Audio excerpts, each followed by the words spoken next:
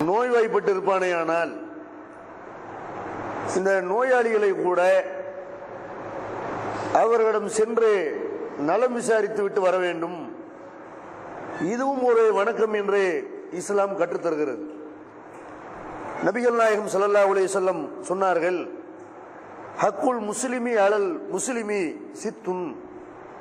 ஒரு முஸ்லிம் இன்னொரு முஸ்லிமுக்கு செய்ய வேண்டிய கடமைகள் 6 என்று குறிப்பிட்டார்கள். அல்லாஹ்வுடைய தூதரே, அந்த 6 என்ன? ஒரு முஸ்லிம் ஒரு முஸ்லிமுக்கு செய்ய வேண்டிய கட்டாய கடமையான அந்த 6 காரியங்கள் என்ன என்று கேட்கும் பொழுது நபி ஸல்லல்லாஹு அலைஹி வஸல்லம் சொன்னார்கள், இதா லகீதும் ஃபஸல்லிம் அலைஹி. நீங்கள் ஒரு முஸ்லிமை சந்திப்பீர்களானால் அவனுக்கு சலாம் சொல்ல வேண்டும். வ இதா தாக்க ஃபஅஜிபுஹு. அவர் விருந்துக்கு அழைத்தாரையானால் அவருக்கு பதில் தர வேண்டும். வ இதா ஸ்தன்ஸக ஃபன்ஸகலஹு. அவர்கள் அறிவுரை சொல்லும்படி உங்கள்கிட்ட கேட்பார்களேயானால் அவங்களுக்கு அறிவுரை சொல்ல வேண்டும். வ இதா அத்திஸப ஹமிதல்லாஹ ஃபஸமீதஹு. நீங்கள் அவர் அல்ஹம்துலில்லாஹ்னு தும்முறாரு, அல்ஹம்துலில்லாஹ்னு சொல்றாரு, அதை கேட்டால் எர்ஹமுக்கல்லா என்று நீங்கள் பதில் சொல்ல வேண்டும். வ இதா மரில ஃபவுதுஹு. அவர் நோய்வாய்ப்பட்டாரையானால் அவர்களை சென்று நீங்கள் அந்த நோய் நலம் விசாரிக்க வேண்டும். இப்படி ஒரு முஸ்லிம் ஒரு முஸ்லிமுக்கு செய்ய வேண்டிய கடமை 6 கடமைகள் இருக்கிறது என்று நபிகள் நாயகம் ஸல்லல்லாஹு அலைஹி வஸல்லம் சொல்கிறார்கள். அதுல ஒரு கடமை என்ன? நோயாளியா இருப்பாரே ஆனால் அவரை போய் நலம் விசாரிக்க வேண்டும். இந்த 6 கடமைகள்ல சில கடமைகளை எல்லாம் நம்ம அதுல ரொம்ப கவனமாக இருப்போம். அதுல எல்லாம் ரொம்ப அந்த சுன்னத்தை ரசூலுல்லாஹ் சொன்னாங்கல்ல, முஸ்லிமுக்கு செய்ய வேண்டிய கடமைன்னு ரொம்ப அழுத்தம் திருத்தமா சில விஷயங்களை ஃபாலோ பண்ணுவோம். இதுல இந்த 6ல ஒரே ஒரு விஷயம், விருந்து கூப்பிட்டா பதில் சொல்லணும் இருக்குதுல, அதை தவறுறது கிடையாது. அது என்ன விருந்தா இருந்தாலும் சரி, அது கரெக்டா கூப்பிட்டாருல போய் ஆகணும்ல, சொந்த பந்தம் நமக்கு வேணும்ல, தெரிஞ்சவர்கள் நமக்கு எவ்வளவு பேர் எனக்கு தெரிஞ்சவருக்கு நான் போகணுமா இல்லையா என்று அதுல மட்டும்தான் அந்த விருந்துக்கு கூப்பிட்டா பதில் கொடுக்க வேண்டும் என்று, அதை மட்டும்தான் ஒரு மார்க்க கடமையாக முஸ்லிமுக்கு செய்ய வேண்டிய கடமையாக நம்ம நினைக்கிறோமே தவிர இந்த சோத்துல ஒண்ணுதான். மற்றபடி ஒருத்தர் நோய்வாய்ப்பட்டாரே ஆனால் நல விசாரிக்க வேண்டும் என்று அதை நம்ம முஸ்லிமுக்கு செய்ய வேண்டிய கடமை நாங்கள் ரசூலுல்லாஹ் அதுல நம்ம கவனமா இருக்கிறோமா? அதை ஒரு கடமை நினைக்கிறோமா? இல்ல. அதே மாதிரி நபிகள் நாயகம் ஸல்லல்லாஹு அலைஹி வஸல்லம் முஸ்லிமுக்கு செய்ய வேண்டிய கடமைகள் 7 என்று கூட ஒரு நேரத்தில் சொல்லி தருகிறார்கள். இதுல இல்லாத ஒரு விஷயம் என்னன்னு கேட்டா, ஒருத்தர் சத்தியம் பண்ணிருக்கிறார், ஒரு ஆளுக்கு சாப்பாடு தர்றதாக அல்லது ஒரு நல்ல காரியத்துக்கு ஏதாவது உதவி செய்வதாக, அல்ல ஒரு கஷ்ட காலத்தில் ஒரு நேர்ச்சியை பண்ணிவிட்டார். அந்த மாதிரி அல்லாஹ் மேல சத்தியம் பண்ணி, யா அல்லாஹ் எனக்கு நிறைவேறனா, இந்த வயிற்று வலி தீர்ந்தால், இந்த பிரச்சனை தீர்ந்தால் 10 ஏழைக்கு சாப்பாடு தர்றேன், அல்ல வேற ஏதாவது நான் பண்றேன்னு நேர்ச்சி பண்ணிட்டாரு, ஒரு சத்தியம் பண்ணிட்டாரு. அதை நிறைவேற்ற முடியல. அந்த மாதிரி நிறைவேற்ற முடியாமல் இருப்பாரே ஆனால் அவருக்கு உதவி செய்ய வேண்டும், அவருடைய சத்தியத்தை நிறைவேற்றுவதற்கு அவருக்கு துணை நிற்க வேண்டும் என்று நபிகள் நாயகம் ஸல்லல்லாஹு அலைஹி வஸல்லம் செய்யறாங்க, அதை அறிவுறுத்துகிறார்கள். முஸ்லிமுக்கு செய்ய வேண்டிய கடமையை பற்றி பெருமானார் ஸல்லல்லாஹு அலைஹி வஸல்லம் சொல்லும் பொழுது நோயாளியின் நலம் விசாரிக்கிறது அதுல ஒண்ணு அப்படின்னாங்க. அதே மாதிரி நபிகள் நாயகம் ஸல்லல்லாஹு அலைஹி வஸல்லம் அவர்கள் ஆரம்ப கட்டத்தில் பிரச்சாரம் பண்ணாங்க பாருங்க. ஆரம்ப கட்ட பிரச்சாரத்தில் அவங்க சொன்ன முக்கியமான செய்திகள்ல இதுவும் வருது. நபி ஸல்லல்லாஹு அலைஹி வஸல்லம் சொல்கிறார்கள், ஃபுக்குல் ஆனி, சிறைப்பட்டிருக்கிறாங்கல்ல, அடிமைகளா இருக்கிறாங்கல்ல, ஒரு போர் கைதியா இருக்கிறார்கள், இன்னொரு ஆள்கிட்ட அடிமைப்பட்டு கிடக்கிறார்கள், அவங்கள விடுதலை செய்யுங்கள். வாத்திமுல் ஜாயிய, பசித்தவருக்கு உணவளியுங்கள். ஊதுல் மறியல, நோயாளி நலம் விசாரியுங்கள் என்று நபிகள் நாயகம் ஸல்லல்லாஹு அலைஹி வஸல்லம் ஆரம்ப காலத்தில் அவங்க செய்த பிரச்சாரத்தில் இந்த 3 விஷயங்களை முக்கியமா சொல்றாங்க. என்ன 3 விஷயம்? யார் இன்னொரு ஆள்கிட்ட அடிமையா இருக்கிறார்களோ அவங்கள விடுதலை பண்ணுங்க, அதே மாதிரி நீங்க நோயாளியை நலம் விசாரிங்க என்று பெருமானார் ஸல்லல்லாஹு அலைஹி வஸல்லம் பசித்தவருக்கு உணவளிக்கிறது, நோயாளியை நலம் விசாரிக்கிறது என்று இது ஆரம்ப காலத்தில் இந்த விஷயத்தை திரும்ப திரும்ப நபித்தோழர்களுக்கு வலியுறுத்துகிறார்கள். ஏன் இதை சொல்றாங்க? நோய்வாய்ப்படாத ஒரு மனுஷன் உலகத்தில் கிடையவே கிடையாது. நம்ம நோய்வாய்ப்படாம இருப்போமா? ஒரு மனுஷன் நோய்க்கு ஆளாகிறான்டா எவ்வளவு பெரிய மனுஷனா இருந்தாலும் நோய் நொடிக்கு ஆளாகுவான். பெரிய பணம் படைச்சவனா இருக்கலாம், பெரிய படைபலம் படைச்சவனா இருக்கலாம், பெரிய பதவியில் உள்ளவர்களா இருக்கலாம், யாரா இருந்தாலும் அவர்களுக்கு ஒரு நோய் ஏற்படும் போது, ஒரு முதுமை ஏற்படக்கூடிய நேரத்தில் அவங்க மனதளவுல பெரிய அளவுல பாதிக்கப்பட்டு உடல் ரீதியாகவும் பல துன்பங்கள் அடைஞ்சு அவங்க ஆறுதல் இல்லாமல் இருப்பார்கள். அப்ப அந்த மாதிரியான நேரத்தில் நம்ம போய் ஆறுதல் அளிப்போமையானால், காசு பணம் கொடுக்கிறது ரெண்டாவது. ஒரு நோயாளியாக இருப்பாரு ஆனால் அவரை போய் நம்ம ஆறுதல் சொல்ற கவனி போனோம்னு வைங்க, அவர் இஸ்லாத்தை விளங்குறது கூட வாய்ப்பா இருக்கும்.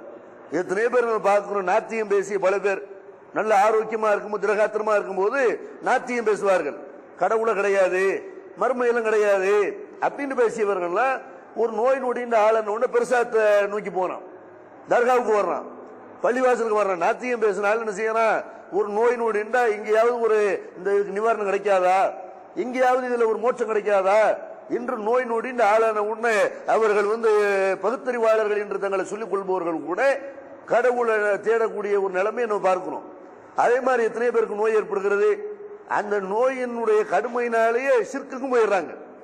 அல்லாவை நம்பியவர்கள் கூட நோயினுடைய ஆளணும் செய்யறாங்க, எங்க போனாலும் நோய் நிவாரணம் கிடைச்சா சரி, மந்திரவாதிட்ட போனாலும் சரி, அல்லது ஆளும் சாட்ட போய் அவர் ஏதாவது ஓடி பார்த்தாலும் சரி என்று நோய் நொடிக்கு ஆளன உண்டு அதுல இருந்து விடுதலை பெறுவதற்காக வேண்டி ஒரு மன நிம்மதி கிடைக்காம, ஆறுதல் கிடைக்காம அல்லாவுக்கு இணை கற்பிக்கிற ஒரு நிலைமையெல்லாம் கூட நம்ம பார்க்கிறோம். அதே மாதிரி எத்தனை பேர் நோயுடைய கடுமை தாங்க முடியாம செய்யறாங்க, நம்ம செத்து போயிட்டான்னு செய்யறது, செத்து போயிட்டா நல்லா இருக்குமே நினைக்கிறாங்க.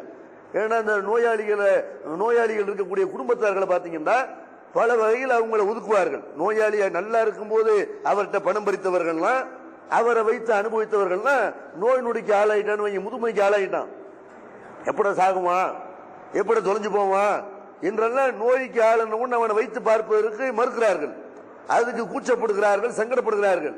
இப்ப மற்றவங்களுக்கு நம்ம பாரமா இருக்கிறோமே, நம்மளால் செலவும் இருக்கிறது, நம்மளால குடும்பத்தில் பிரச்சனைகள் ஏற்படுகிறது என்றெல்லாம் நினைக்கக்கூடிய எத்தனை பேர் என்ன செய்யறாங்கன்னு கேட்டா, நம்ம மூத்த ஐட்டம் எல்லாம் இருக்குமே என்றெல்லாம் நினைப்பதை நம்ம பார்க்கிறோம்.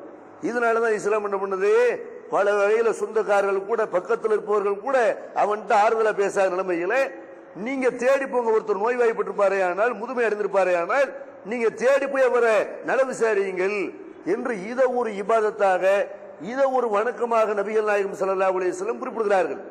எந்த அளவுக்கு சொல்றாங்க, நீங்க ஒரு நோயாளியை போய் நல விசாரிக்க போறீங்க, நல விசாரிக்க போய்விட்டு திரும்புகிற வரைக்கும் நோயாளி நல விசாரிக்க போனார்ல, அவர் அவருக்கு சுருக்கத்துடைய கனிகளை தட்டி பறிக்கிறார். நபிகள் நாயகம் ஸல்லல்லாஹு அலைஹி வஸல்லம் செய்யறாங்க, ஒருத்தர் நோயாளி போய் நல விசாரிக்க போவாரே ஆனால் சுருக்கத்துடைய கனிகளை தட்டி பறிக்கிறாருங்கிறாங்க. அவர் திரும்புற வரைக்கும் சுருக்கத்தில் அவருக்காக வேண்டி ஒரு அறை ஏற்பாடு செய்யப்படுகிறது என்றெல்லாம் கூட நபிகள் நாயகம் ஸல்லல்லாஹு அலைஹி வஸல்லம் சொல்றாங்கன்னா, நம்ம சுருக்கம் போறதுக்கு செய்யக்கூடிய காரியங்கள் இதுவும் ஒண்ணா வந்துருது. சுருக்கம் போறதுக்கு தானே துழுவுறோம், சுருக்கம் போறதுக்கு தானே தான தர்மங்கள் செய்யறோம், சுருக்கம் போடுங்கிறது தானே நோன்பு வைக்கிறோம், சுருக்கம் போகணுங்கிறது தானே அழைப்பு பணியில் ஈடுபடுறோம். சுருக்கத்துக்கு நம்மளை கொண்டு செல்லக்கூடிய காரியத்தில் எதை ரசூலா சொல்றாங்க, நோயாளியை போய் நல விசாரிக்க செல்வீர்கள் ஆனால் நீங்க சுருக்கத்துடைய கனியை தட்டி பறிக்கிறீங்க, நீங்க திரும்புற வரைக்கும் அல்ல உங்களுக்குன்னு ஒரு அறையை தயார் பண்ணி வைக்கிறான் சுருக்கத்துல இப்படிங்கிறாங்க. அது மட்டும் இல்ல, நான் திருமுறை நபிகள் நாயகம் ஸல்லல்லாஹு அலைஹி சொல்றாங்க, மறுமை நாளையில் அல்ல இதை பத்தி விசாரிப்பானா. எப்படி துளுகளைண்டா விசாரணை இருக்கோ, நோன்பு வைக்கலண்டா விசாரணை இருக்கோ, ஏகத்துவ கொள்கையை கடைபிடிக்கலண்டா விசாரணை இருக்குதோ, அல்ல என்ன செய்ய வேண்டாம் இதை பத்தி விசாரிப்பானா. ஏன்பா நான் உங்ககிட்ட நோயாளியை வந்தனே, என்னை விசாரிக்க வந்தியா அப்படிமா? அல்ல இறைவா நீயே நிவாரணம் வழங்குறவன் மனுஷன் கேட்பான், அல்ல இப்படி கேட்கிறானே, அல்ல என்ன விலங்கி கேட்கிறான விளங்காத, இவன் என்ன செய்ய, அல்ல இவனுக்கு டவுட் வருது, அல்ல நோயாளி இருக்கிறதா, நம்ம போய் விசாரிக்க போறதா, இது எப்ப அல்ல நடந்துச்சு, அந்த மாதிரி நடக்கவே இல்லையே, நீ எப்படி நோயாளியாவ, நான் எப்படி உன்னை சந்திப்பேன்? அல்லாஹ் சொல்லுவானா அவன்கிட்ட, ஒரு அடியான் நோயாளியா இருந்தான்ல, அவனை போய் பார்த்திருந்தான் என்னை அந்த இடத்துல கண்டிருப்பாய் அப்படின்னு என்ன அர்த்தம்? ஒருத்தன் நோயாளியை போய் சந்தித்திருப்பானே ஆனால் அல்லாஹ்வுடைய கருணை அவனுக்கு கிடைக்கும், மறுமையில அல்லாஹ்வுடைய அன்பு கிடைக்கும்.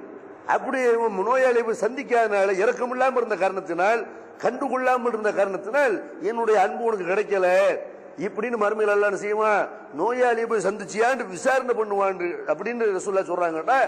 இது மார்க்கத்தில் எவ்வளவு ஒரு வலியுறுத்தப்படும், இதுக்குண்டு அல்ல விசாரிப்பாண்ட எவ்வளவு ஒரு முக்கியமான ஒரு கடமை இது, முஸ்லிமுக்கு செய்ய வேண்டிய கடமையில ரசூல் என்ன செய்யறாங்க, இதை ஒரு இபாதத்தாக இதுக்கு விசாரணை இருக்கிறது என்றெல்லாம் குறிப்பிடுகிறார்கள். அப்ப இன்னைக்கு எத்தனை பேர் என்ன செய்யறாங்க, சில பேர் கடமைக்கு நோய் விசாரிக்க போவார்கள்.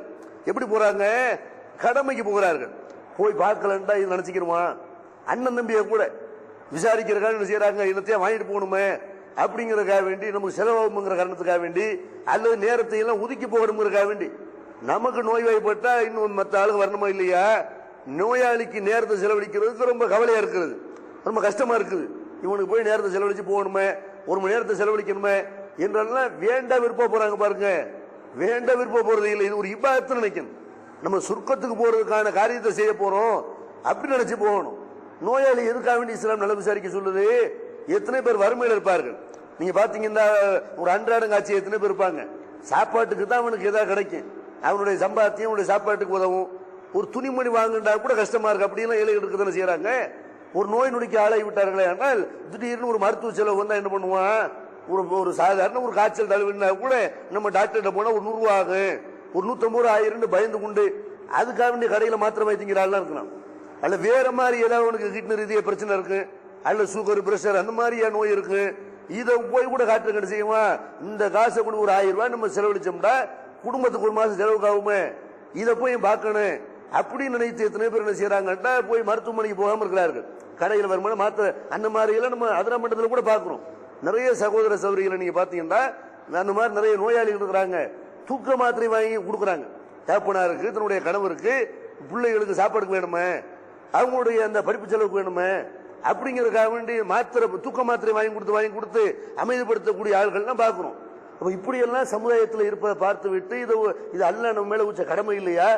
நம்மகிட்ட காசு பணம் இருக்குது, சொந்தக்காரனா இருக்கிறான், தெரிஞ்சவனா இருக்கிறான், நம்ம கண் முன்னாடி பார்க்க கஷ்டப்படுறான், நோய்வாய்ப்பட்ட வெளியே வரல நடமாடல, இது தெரிஞ்சு போய் உதவி பண்ணணுமா இல்லையா?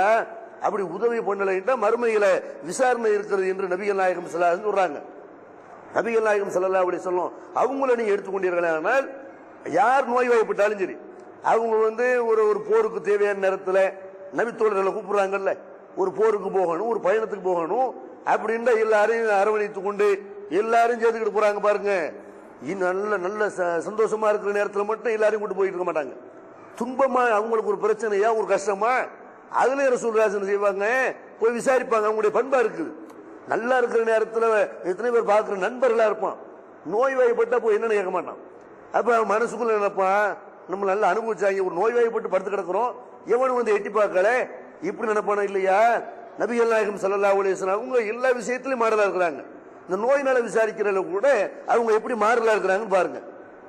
எத்தனையும் இன்னைக்கு பிரதமர் இருக்கிறான், எத்தனையும் நாட்டுடைய அதிபர்கள் இருக்கிறான், நாட்டுடைய பொருளாதார வளத்தை மேம்படுத்துறதுக்காக வேண்டி அல்லது ஒரு சும்மா ஒரு பெருமைக்காக வேண்டி புகழுக்காக வேண்டி எல்லாம் பல நாடுகளுக்கும் பயணம் பண்ணி போனான். ஆனால் அவருடைய நண்பர்கள் நோயாளியா இருப்பார்களே, ஆனால் தொண்டர்கள் நோயாளியா இருப்பார்களே, ஆனால் ஒரு பெரிய ஒரு பொறுப்புல இருப்பார்களே, ஆனால் பார்ப்பாங்க. ஒரு அடிமட்ட துண்டை வேணா நோய்வாய்ப்பட்டு பார்ப்பாங்களா? நபிகள் நாயகம் ஸல்லல்லாஹு அலைஹி வஸல்லம் அப்படி போய் பார்க்கறாங்க. சாத் இப்னு முஆத் என்ற ஒரு நபித்தோழர், அவர் போர்க்காலத்தில் என்ன செய்யறாரு, கந்தக் போர்க்காலத்தில் அவர் காயப்படுத்தப்பட்டு பள்ளிவாசல்ல அவருக்குண்ட ரசூலுல்லாஹ் ஒரு கூடாரத்தை ஏற்பாடு பண்றாங்க. அவர் அங்கே இருங்க என்று கூடாரத்தை ஏற்பாடு பண்றாங்க. அவரை போய் அடிக்கடி பார்த்துக்கிட்டே வர்றாங்க. அவர் அதுல காயப்படுத்தப்பட்டு அவருடைய ரத்தம் அது பள்ளிவாசலுக்கு வெளியே அவருடைய ரூமை விட்டு தாண்டி வருது. அந்த இடத்துல வேற ஒரு கூட்டத்தார் அங்க இருக்கிறாங்க, பனு கிஃபார்னு சொல்லக்கூடிய கூட்டத்தார். அவங்க ஒரு கூடாரம் போட்டுக்கிறாங்க. அவங்க கூடாரம் வரைக்கும் ரத்தம் வழிஞ்சோடி வருது. ரத்தம் வருதுன்னு போய் பார்த்தா அந்த சாது முஆத் என்ன செய்யறாங்க, அந்த காயப்படுத்தப்பட்டு ரத்தம் துணியெல்லாம் வச்சு கட்டி வச்சிருக்கிறாங்க. அதை தாண்டி ரத்தம் அவங்களுடைய கூடாரம் வரைக்கும் வருது. அவர் அதிலே வேதனைப்பட்டு இறந்து போய் விட்டார் என்று நம்ம புகாரியில் ஹதீஸை பார்க்கிறோம். இப்ப நபிகள் நாயகம் ஸல்லல்லாஹு அலைஹி வஸல்லம் ஒருத்தர் நோய்வாய்ப்பட்டாரே, ஆனால் பள்ளிவாசல் அவருக்கு இடம் கொடுத்து போய் அடிக்கடி போய் சந்திச்சுட்டு வர்றாங்கன்னா இந்த பண்பு நம்மகிட்ட வரணுமா இல்லையா? அதே மாதிரி நபிகள் நாயகம் ஸல்லல்லாஹு அலைஹி வஸல்லம் சாத் இப்னு அபீ வக்காஸ் என்ற ஒரு நபித்தோழர், அவர் நோய்வாய்ப்படுறாரு. அவரை விசாரிக்கிறதுக்காக வேண்டி அதை நம்ம பல கட்டங்கள்ல தெரிஞ்சிருக்கிறோம். அவரை நோய் விசாரிக்கிறதுக்காக வேண்டி போறாங்க. அவர் என்ன செய்யறாரு, ரசூலுல்லாஹ் பார்த்தோன்னு சொல்றாரு, அல்லாஹ்வுடைய தூதரே, எனக்கு ஒரே ஒரு பொம்பளை பிள்ளை தான் இருக்குது, நான் என்னுடைய சொத்தை எல்லாத்தையுமே அது கொஞ்சம் பிள்ளைக்கு எடுத்து வச்சுட்டு எல்லாத்தையும் நான் தர்மம் செஞ்சிடறேன் அப்படிங்கிறாரு. நோய்வாய்ப்படுற நேரத்தில் மனுஷன் என்ன செய்வோம், அந்த மாதிரிலாம் ஒரு எண்ணம் வரும் நமக்கு. நிறைய எண்ணத்துக்கு மூத்தாப்பு போறோம், நல்ல காரியம் தான் பண்ணிட்டு போவோம் அப்படின்னு நினைப்பான். அவனுடைய அந்த சூழ்நிலையை பயன்படுத்தி கொண்டு ரசூல் அவரை ஏமாத்த நினைக்கல. நபி ஸல்லல்லாஹு அலைஹி வஸல்லம் செய்யறாங்க, இல்லப்பா அப்படிலாம் செய்யக்கூடாது, நீ தர்மம் செய்யறதா இருந்தா ஒரு புது காரியத்துக்கு எழுதி வைக்கிறா இருந்தா நீ அப்படிலாம் மொத்தமாலும் வழங்கிடக்கூடாது, உன்னை பாதியை கொடுத்துட்டுமா அப்படிங்கிறார். அவர் பாதியும் கொடுக்கூடாது அப்படின்னா 3ல் 1 கொடுக்கணுமா, 3ல் 1 வேணா கொடு, உன் சொத்தை 3 ஆக்கி 3ல் 1 கொடு, அதுவே அதிகம் அப்படின்னு சொல்லிட்டு ரசூலுல்லாஹ் அவருக்கு அறிவுரை சொல்றாங்க. ஒரு நோயாளியை சந்திக்க போறோம்னா என்ன செய்யணும், அவருக்கு ஏதாவது அட்வைஸ் பண்ண வேண்டியது அட்வைஸ் பண்ணணும்.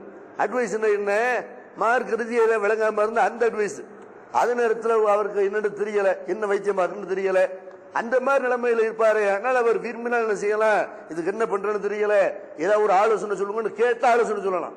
நம்மளால என்ன செய்யறது, சும்மா தலைவலின்னு சொல்லுவான். தலைவலி என்ன செய்யறது, உடனே அவனுக்கு டர்ரை காட்டிடுறது. தலைவலியா, இப்படித்தான் போன வாரம் ஒரு தலைவலி தலைன்னு சொல்லிட்டே இருந்தாரு, கடைசியில் பாடியத்தை பார்த்தோம் இப்படிங்கிறது. அப்போ என்னடா இது தலைவலின்றா இப்படி சொல்றான்னு நினைப்பானா இல்லையா?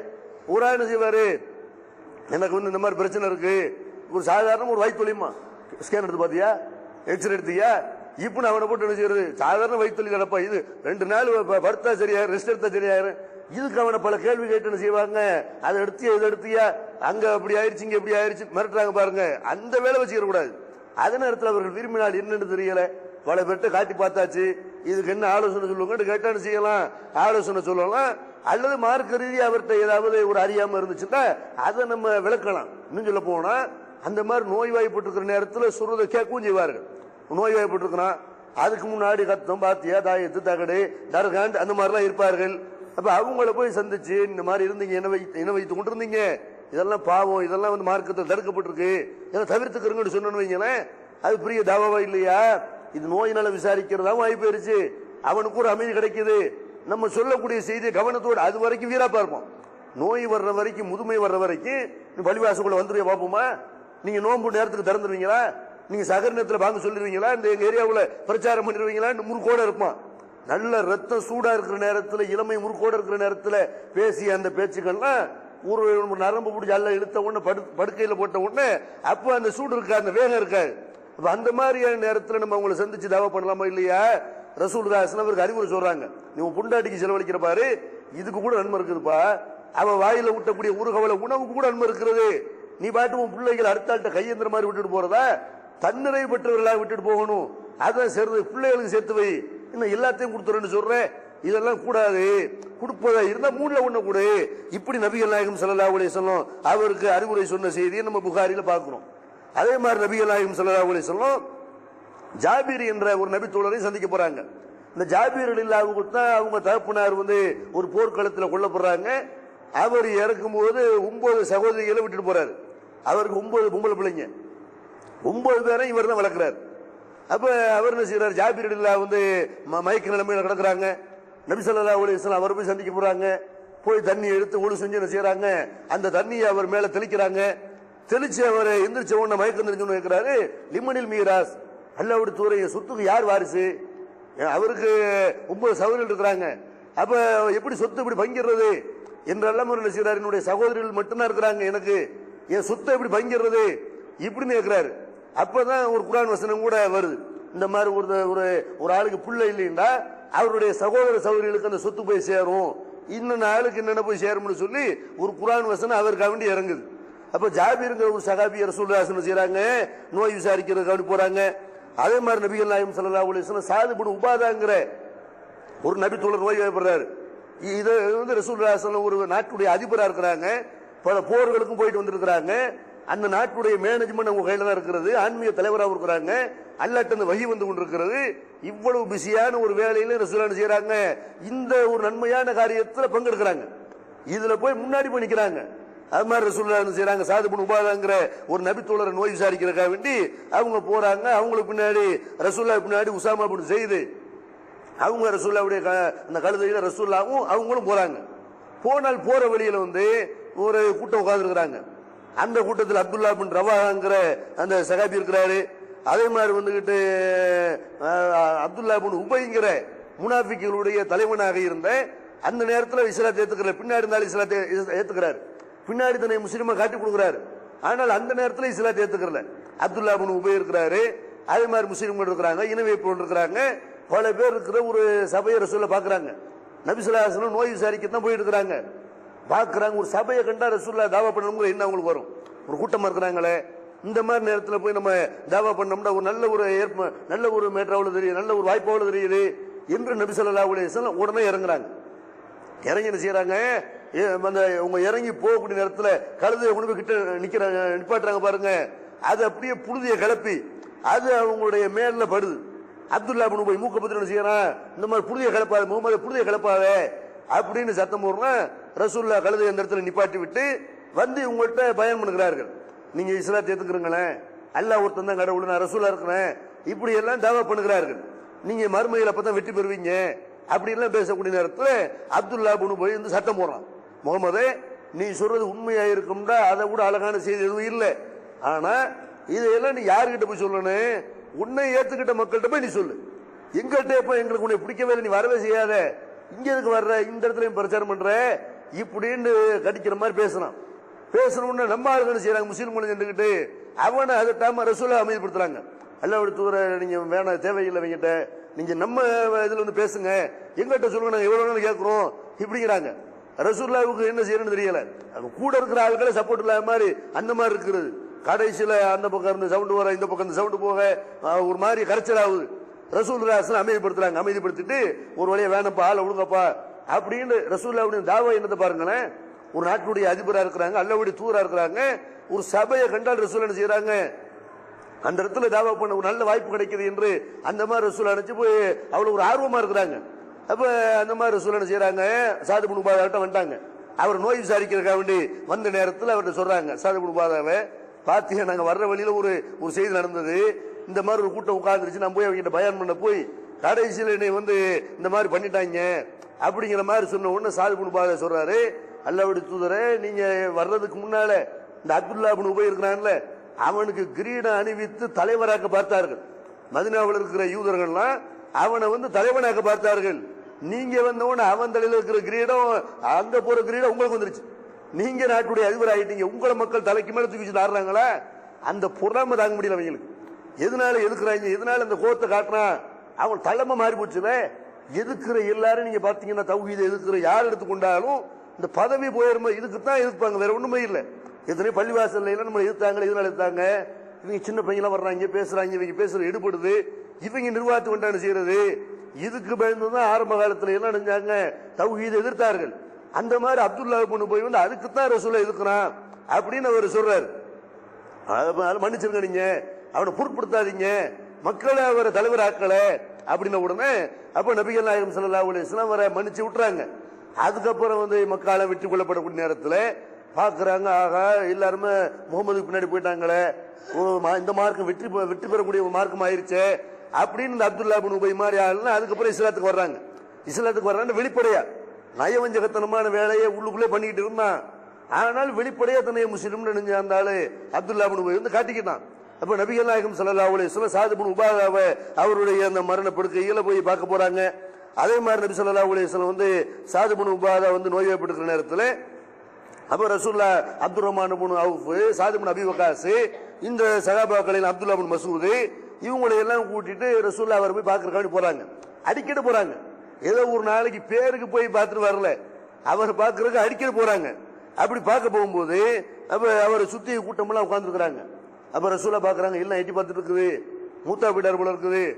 அந்த மாதிரி கடைசி நேரத்தில் கிட்ட பார்ப்பாங்கல்ல, நாடி துடி பார்ப்பாங்க, அவருடைய மூச்சை பார்ப்பாங்க, இதே துடிப்பை பார்ப்பாங்க.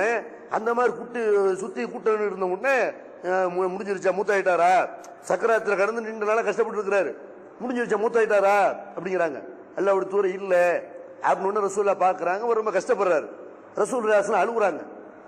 சகாபாக்கள் சேர்ந்துட்டு ரசூலுல்லாஹ் அழுத உடனே சகாபாக்கள் சேர்ந்த ஒரு இஸ்லாத்துக்காக ஒரு தியாகம் பண்ண ஒரு ஆளு, அந்த மாதிரி ஒரு தியாகி வந்து மூத்தா போறாருங்கிற அந்த கண்டிஷன்ல ரசூலுல்லாஹ்வுக்கு அழுக வருது.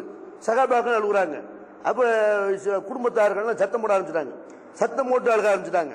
அப்பதான் நபிகள் நாயகம் ஸல்லல்லாஹு அலைஹி வஸல்லம் செய்றாங்க, உடனே சொல்றாங்க, அலா தஸ்மஊன, நான் சொல்றதை கேட்க மாட்டீங்களா, இன்னல்லாஹ லா யுஅஸிபு பி தமைல் ஐனி வலா பி ஹுஸ்னில் கல்பி, அல்லாஹ் வந்து உள்ள வருத்தப்படுறமே அதுக்காக வேண்டியோ கண்கள் கலங்குறதுக்காக வேண்டியோ இதுக்கெல்லாம் அல்ல வேற செய்ய மாட்டான், வலாக்கின் யுஅஸிபு பி ஹாதா, இந்த நாக்கு இருக்குது பாரு, இதனாலதான் அல்ல வேதனை செய்வான்.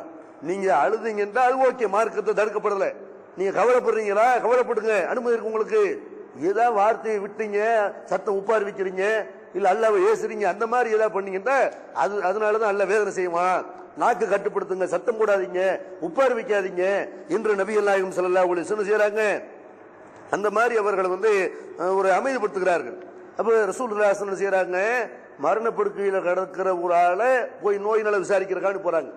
இன்னைக்கு எத்தனை பேர் பார்க்கிறோம், ஒரு ஆள் இறந்து போயிட்டாருன்னா ஆலிம்சா சண்டைக்கு வர்றாரு, நான் தான் துளு வைப்பேன், நான் தான் என்ன இல்லாம ஒரு ஆலிம்சா இல்லாம துளு வச்சிருவீங்களா நீங்க, வச்சா நாங்க அடக்கம் பண்ண விடுவோமா? அப்படின்னு அடக்கம் பண்ண விடலாமான்னு செய்யறாங்க. ஆலிம்சா தான் ஏன் துளு வைக்கணும்? அப்ப எங்க ஏரியா ஆலிம்சா நீங்க ஏத்துக்க மாட்டீங்களா? அவர் முஸ்லீம் இல்லையா?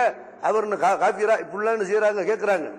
அது நேரத்தில் அந்த ஆலிம்சா வந்து ஒரு ஆளு நோய்வாய்ப்பட்டு கிடக்கிறாரு.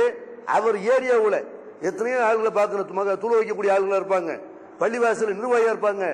அவங்க ஏரியாவில் ஒரு ஆள் மரணப்படுக்கையில் பல நாள் கிடப்பார். சோத்துக்கெல்லாம் போறான் பாருங்க, கத்தம் பாத்தியாவுக்குள்ள கரெக்டா போயிடறான். சோறு திங்கிறதுக்கெல்லாம் கரெக்டா போகக்கூடிய ஆளு மரணப்படுக்கையில் கடந்த போய் பார்த்தியா? எந்த ஆலிம்சாவது நோய் நல விசாரிக்க போனீங்களா? மரணப்படுக்கையில் கிடக்கிறவன பாக்குறதுக்கு நாதி இல்லை. செத்து போன பிறகு நான் வந்து வைப்பேன், உனக்கு தகுதி இருக்கா? அந்த மாதிரி சொல்லுக்கு தகுதி இருக்கா? ஒரு நம்முடைய சமுதாயத்தை சேர்ந்த ஒரு ஆளு நம்ம பகுதியில் இருக்கிறாரு, நோய்வாய்ப்பட்டு பள்ளிவாசலுக்கு வந்து போனவர், பள்ளிவாசலே கடந்தவர், அஜரத்துக்கு கைமடிப்பு கொடுத்தவர், கையில் எடுத்து கொடுத்தவர், பல வகையில பள்ளிவாசலுடைய நற்காரியத்துக்காக உதவி பண்ணிருப்பாரு, ஒரு தெருவுடைய நன்மைக்கா பாடுபட்டிருப்பாரு. அவர் மூத்தா போற நேரத்தில் போய் பாக்குறாங்களா? பார்க்க மாட்டேங்கிறாங்க. சோத்துக்கு தான் வர்றாங்க. கத்தம் பாத்தியா கூட கரெக்டா வர்றாங்க தவிர மரணப்படுக்கையில் கிடக்கிறவங்களுக்கு பார்த்தாங்களா? ரசூல்லா போய் பாக்குறாங்க. அதே மாதிரி பாத்தீங்கன்னா இந்த நோயாளிகளை போய் சந்திக்கிற நமக்கு இன்னொரு நன்மை இருக்குது. அவருக்கு நமக்கு ஏதாவது தகராறு இருந்திருக்கும், ஏதாவது குடுக்கல் வாங்குறது இருக்கு, நம்மளை அறியாம அவர்கிட்ட வாங்கிட்டு ஏதாவது கொடுக்காம இருந்திருப்போம், அல்ல அவரை என்னைக்காவது மனசளவுல காயப்படுத்திருப்போம், அவரை பத்தி புறம் பேசியிருப்போம். நோயாளியை போய் சந்திக்க போனோம்னா இதுக்கெல்லாம் மன்னிப்பு கேட்கலாம். ஏன்னா அவர் மூத்தா போயிட்டாரு வைங்க, அங்க வந்து நம்ம அமல்களை கேட்டான செய்யறது. மறுமையில வந்துகிட்டு யாரெல்லாம் இவன் அன்னைக்கு அடிச்சான், என்னை பத்தி புறம் பேசினான், என்னை பத்தி அவதூறு சொன்னான்னு மறுமையில ரெண்டாருன்னு வைங்க. உலகத்துல நீங்க பரிகாரம் கேட்காவிட்டால், மன்னிப்பு கேட்காவிட்டால் மறுமையில வந்து நிப்பாரா இல்லையா? இப்ப அதை கவனத்தில் கொண்டு செய்யணும். ஒரு நோயாளிகிட்ட வந்து நம்ம போனோம்னா மன்னிப்பு கேட்கறது கூட ஒரு வாய்ப்பா இருக்கிறது. அதே மாதிரி நோயாளியை சந்திக்க போகும்போது மார்க்கத்தில் சில ஒழுங்குமுறைகளை மார்க்கம் சொல்லுது. எப்படி சொல்லுது? நோயாளி பார்க்கும்போது சில பேர் பாத்தீங்கன்னா பொம்பளைங்க கிளம்புவாங்க, பார்த்தா அந்த கல்யாணம் விட்டு கிளம்புற மாதிரி தான் கிளம்புறது. ஒரு நோயாளி நல விசாரிக்க போனா கூட அந்த லிப்ஸ்டிக் போட்டுக்கிட்டு, அந்த பவுடர் பூசிக்கிட்டு, அந்த ட்ரெஸ் போட்டுக்கிட்டு அப்படித்தான் நோயாளி பார்க்க போறது. ஆனால் நபிகள் நாயகம் ஸல்லல்லாஹு அலைஹி வஸல்லம் வந்து அவங்க நோயாளியை சந்திக்கிறதுக்காக போறாங்க.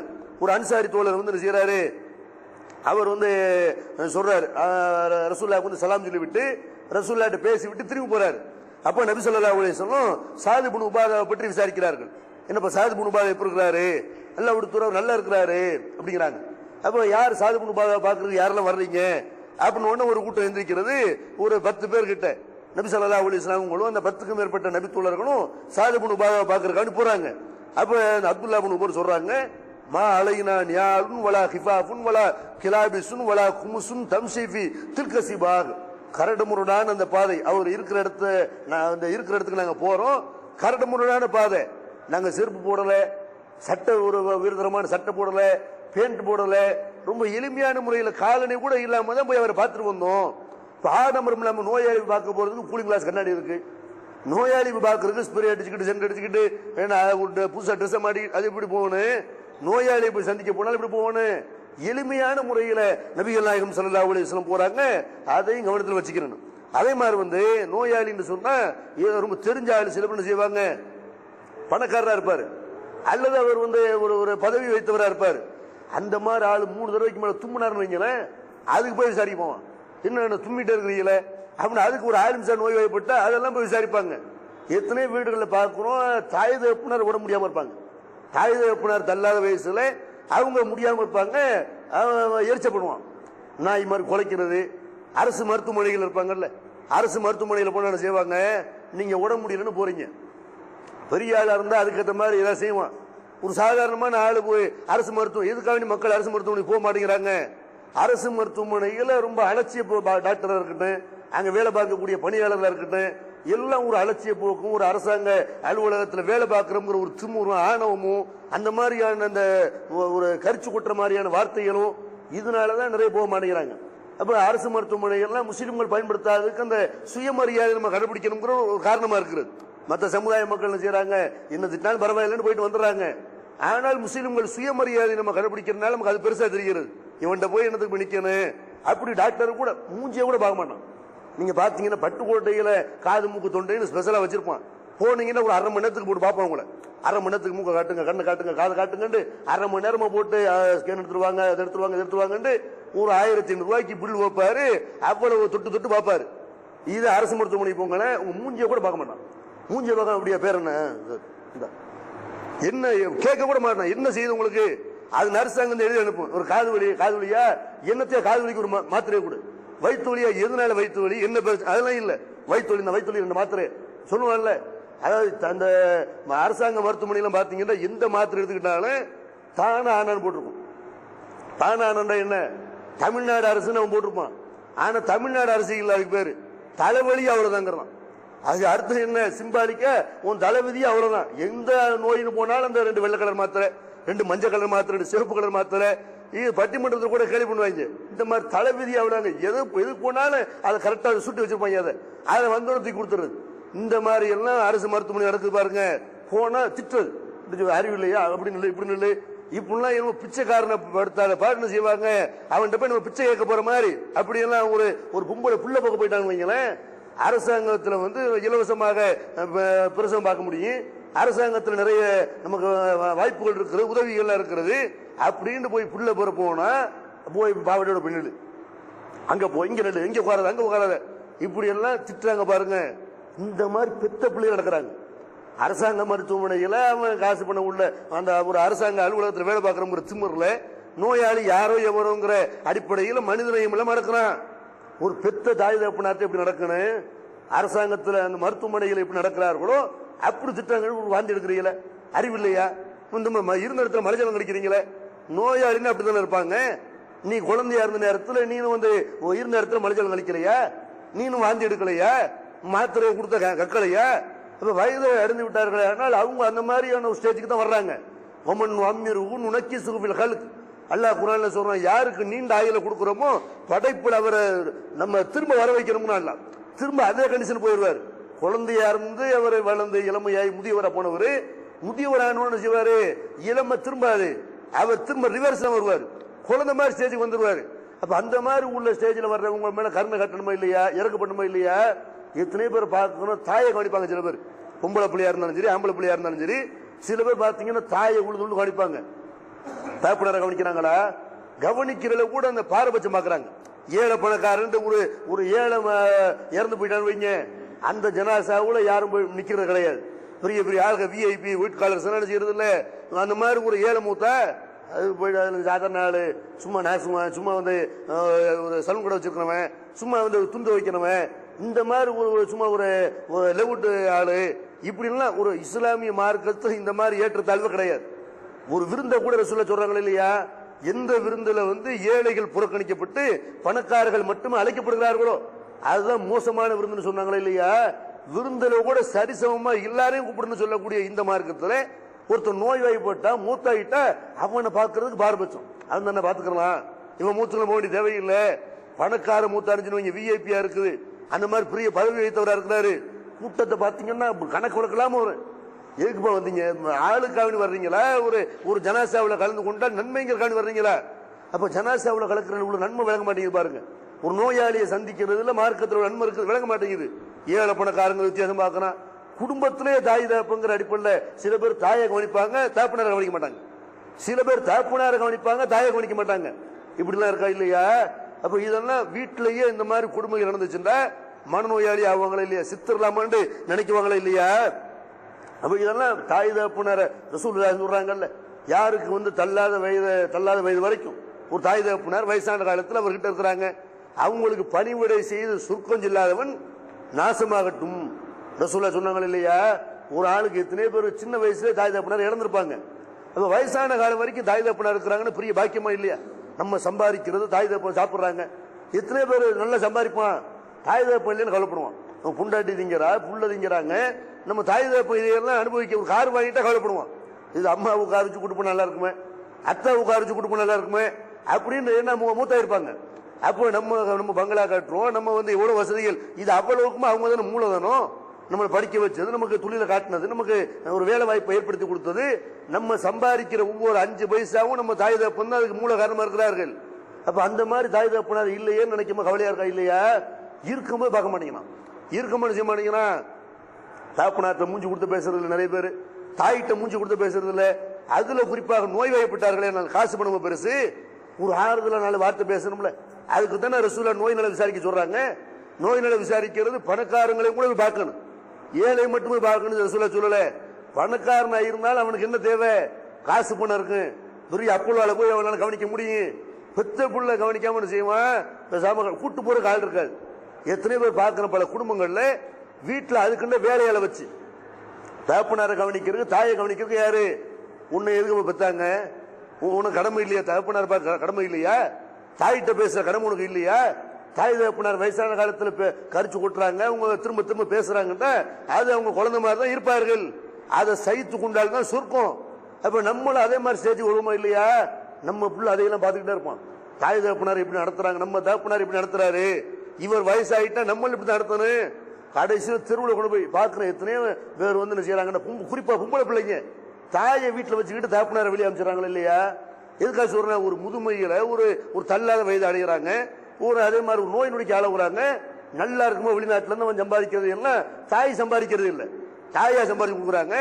தகப்பனார் போய் வெளிநாட்டுல இருந்து அனுப்புற செல்போனா, கம்ப்யூட்டரா, டிவியா, பீரோவா, கட்டிலா, வர வச்சின பணமா, நகையா எல்லாத்தையும் அனுபவிக்கக்கூடிய பொம்பளை பிள்ளைங்க தகப்பனார் வந்து வயசான காலத்தை அடைஞ்சிட்டு பள்ளிவாசல் படு, வீட்டுக்கு வராத, நோய் நொடி தாய் நோய் வாய்ப்பட்ட கவனிக்கக்கூடிய ஆளுங்க தகப்பனார தெருவில் நிப்பாட்டுறாங்க இல்லையா? இவரை போய் முதியோர் இல்லத்தை சேர்த்து விட்டுருங்க, தயவு செய்து சேர்த்து விட்டுருங்க என்றெல்லாம் பொம்பளை பிள்ளைங்க ஆம்பளை பிள்ளைங்க வந்து நிற்கிறார்கள். எவ்வளவு பெரிய கொடுமை இது! அவங்களுக்கா துவா செய்ய சொல்லி கூட அல்ல நமக்கு சொல்லி தர்றான். ரப்பி ரஹமுகுமா கமா ரப்பயானி சகீரா. இறைவா, என்னை சிறு வயதில் அவர்கள் எப்படி பேணி பாதுகாத்து வளர்த்தார்களோ அந்த மாதிரி நீ அவங்களை வளர்ப்பாயாக. ஓரளவுக்கு தான் என்னால பார்க்க முடியும், கவனிக்க முடியும். ஆனா நீ வந்து அவங்களை கவனிப்பாயாக, இறக்கம் காட்டுவாயாக இப்படின்ற சொல்ல கேட்க சொன்னாங்களே. குர்ஆன் நல்லா கேட்க சொல்றானா இல்லையா? நோய் நல விசாரிப்பது என்பது இஸ்லாமிய மார்க்கத்தில் ஒரு வணக்கமாக இது சொல்லப்பட்டிருக்கிறது. ஆணாக இருந்தாலும் பெண்ணாக இருந்தாலும் முஸ்லிம் அல்லாதவராக இருந்தாலும் கூட நம்ம என்ன செய்யணும்? அந்த நோயாளிகளை வந்து நல விசாரிக்க வேண்டும். இந்த நோயாளிகளை நல விசாரிக்கும் போது அதுல நம்ம ஏழையா இருந்தாலும் செய்யணும், அவருக்கு மருத்துவ செலவு கொடுக்க வேண்டும். நம்மகிட்ட பணம் இருக்குது, ஒரு 1000 ரூபாய் கொடுத்தா அந்த நோய்க்கு வைத்தியம் பார்ப்பான். அப்படி அல்லது நம்மளே கூட்டு போய், சில பேரை கூட்டு போற ஆள் இருக்காது. உங்களுக்கு காசு பணமும் இல்லை, அவன்கிட்ட காசு பணம் இருக்கு, வாங்க நான் மருத்துவமனைக்கு நான் கூட்டு போறேன், உங்க புள்ள கூட்டு போலையா, அண்ணன் தம்பி கூட்டு போலையா, நான் கூட்டு போறேன் வாங்கன்னு கூட்டு போனீங்கன்னு வைங்க, அது எவ்வளவு பெரிய நன்மை. அல்லது போய் சந்திச்சு அவருக்காக துவா செய்யறது. நபி ஸல்லல்லாஹு அலைஹி வஸல்லம் துவா செய்யறாங்க. அல்லாஹும்ம ரப்ப ஹாதன் நாஸ் அதுகபில் பாஸ இஸ்ஃபி அந்த ஷாஃபி லா ஷிஃபா இல்லா ஷிஃபாவுக்கு லா யுகாதிரு சக்கமன் வல ஆலமா. மனிதருடைய இரட்சகனே, நிவாரணம் வழங்கு, உன்னுடைய நிவாரணத்தை தவிர வேற எந்த நிவாரணமும் பலனளிக்காது, முழுமையான நிவாரணத்தை வழங்கு. நோயாளிக்க விளங்குற மாதிரி சாதிபு நபி வக்காசை சந்திக்கும் போது இந்த பிரார்த்தனை அவருக்காக செய்யறாங்க. இந்த துவாவெல்லாம் நம்ம மனப்பாடம் பண்ணி வச்சுக்கிறோம். நம்ம நோய்வாய்ப்பட்டால் இந்த துவா ஓதணும், அவர் வந்து அடுத்த ஆள் நோய்வாய்ப்பட்டால் இந்த துவா ஓதணும். அல்லது குறைஞ்சபட்சம் ரசூல்லா வந்து ஷார்ட்டாவும் துவா செஞ்சிருக்கிறாங்க. அல்லாஹு மஷ்பி சாதா, இறைவா சாதுக்கு வந்து நீ நிவாரணம் வழங்கு. அந்த மாதிரி கூட நம்ம யாரை போய் சந்திக்க போறோமோ, ஒரு இப்ராஹிங்கிற ஒரு ஆளை பார்க்க போறோமா, அல்லாஹு மஷ்பி இப்ராஹிம், அல்லாஹு மஷ்பி மூசா, யாரை சந்திக்க போறோமோ செய்ய வேண்டியதுதான் அல்லாஹு மஷ்பி இப்ராஹிம், அல்லாஹு மஷ்பி மூசான்னு அவங்க பேரை சொல்லி அல்லாஹ் துவா செய்யறது. இறைவா இவருக்கு நிவாரணம் வழங்கு. இந்த மாதிரி நம்ம அவருக்கு துவா செய்ய வேண்டும். அல்லது ரசூலா என்ன செய்யறாங்க, ஒரு ஆளை சந்திக்க போகும்போது லா பாஸ தஹுருன் இன்ஷா அல்லாஹ், கவலைப்படாதீங்க, அல்லாஹ் நாடினால் நீங்க தூய்மையாயிருவீங்க.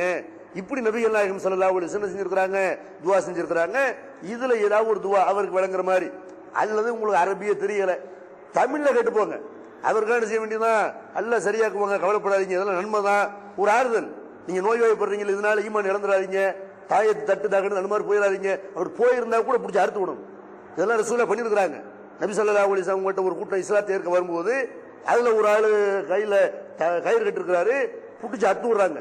மண் அல்லக்க தமிமத்தின் பக்கத்து அசுரக்க, எவன் தாயத்து போடுகிறான் அவன் அல்லாவுக்கு இணை கற்பித்து விட்டான். தாயத்தை அறுத்து எரிகிறேன்டா இஸ்லாத்துக்கு வா, இல்லைன்னா போயிட்டே இருந்தாங்க. அந்த மாதிரி ரசூலா பண்ணாங்களா இல்லையா? இதெல்லாம் நோயாளி சந்திக்க போற நேரத்தில் என்ன செய்யலாம், அவங்களுக்கு விலக்கி சொல்லலாம்.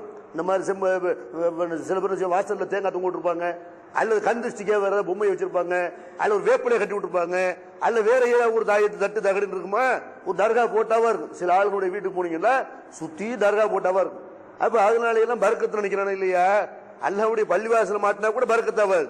பள்ளிவாசலுக்கு வந்தாது நன்மையை தவிர பள்ளிவாசல் போட்டா வீட்டுல மாட்டி வச்சுக்கிட்ட பறக்கத்தா, கழுத போட்டா மாட்டி வச்சுக்கிற மாதிரி. வேற சமுதாயத்தில் கழுத போட்டா மாட்டி வச்சிருப்பான். என்னை பார் யோகம் வரும், கழுதையை பார்த்தா யோகம் வருமா?